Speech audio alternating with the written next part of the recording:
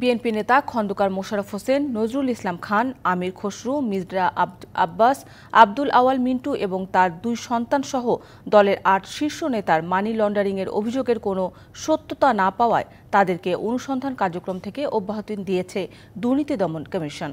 এদিকে আওয়ামী লীগ সরকারের মন্ত্রী, প্রতিমন্ত্রী, এমপি, আমলা, ব্যবসায়ী সহ শতাধিক প্রভাবশালীর বিরুদ্ধে দুর্নীতির অনুসন্ধান শুরু করেছে সংস্থাটি।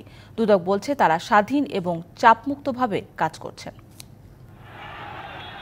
গত 15 বছরে বিএনপির বেশিরভাগ শীর্ষ নেতার বিরুদ্ধেই ছিল দুর্নীতি দমন কমিশন দুদকের কার্যক্রম। দুদকের মামলায় সাজা পেয়ে কারাভোগ করতে হয়েছে বিএনপি চেয়ারপারসন খালেদা জিয়াকে। দলের অনেকের বিরুদ্ধেও রয়েছে দুদকের মামলা। 2018 সালে একাদশ সংসদ নির্বাচনের আগে ব্যাংক অ্যাকাউন্টে অস্বাভাবিক লেনদেন এবং মানি লন্ডারিংয়ের অভিযোগ এনে বিএনপির শীর্ষ নেতা খন্দকার মোশাররফ, নজরুল ইসলাম খান, আমির খসরু মাহমুদ চৌধুরী, মির্জা আব্বাস, আব্দুল আওয়াল মিন্টু, এম মুর্শেদ খান, হাবিবুন্নবী খান সোহেল, আব্দুল আওয়াল মিন্টুর ছেলে ও দলের নির্বাহী কমিটির সদস্য তাবিথ আওয়ালের নামেও তখন অনুসন্ধান শুরু করে দুদক। পরে আব্দুল আওয়াল মিন্টুর আরেক সন্তান ব্যবসায়ী তাফসির আওয়ালের বিরুদ্ধেও অনুসন্ধান শুরু করে সংস্থাটি। ঢালাইয়ে দৃঢ়তা, নির্মাণে নিশ্চয়তা, প্রিমিয়ার সিমেন্ট, ঢালাইয়ের রাজা। আওয়ামী লীগ সরকারের পতনের পর তারা এখন দুদকের অভিযোগের অনুসন্ধান থেকে অব্যাহতি পেয়েছেন। নিষ্পত্তি হয় এই সংক্রান্ত দুদকের ফাইল।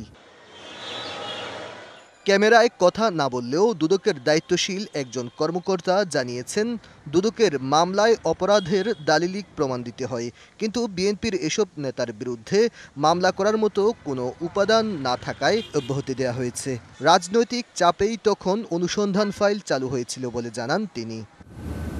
অন্যদিকে গণ অভ্যুত্থানে আওয়ামী লীগ সরকার ক্ষমতা হারানোর পর দলটির মন্ত্রী, এমপি, আমলা আর সুবিধাভোগী ভিআইপি ব্যবসায়ী সহ শতাধিক প্রভাবশালীর বিরুদ্ধে নতুন করে অনুসন্ধান শুরু করেছে দুদক, যাদের বিরুদ্ধে অর্থ পাচার, সরকারি অর্থ আত্মসাৎ সহ নামে বেনামে অঢেল সম্পদ অর্জনের অভিযোগ রয়েছে।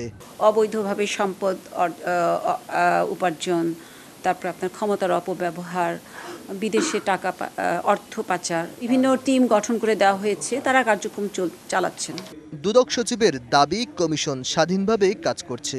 কারো বিরুদ্ধে অভিযোগ এলে তা যাচাই করেই শুরু হচ্ছে অনুসন্ধান।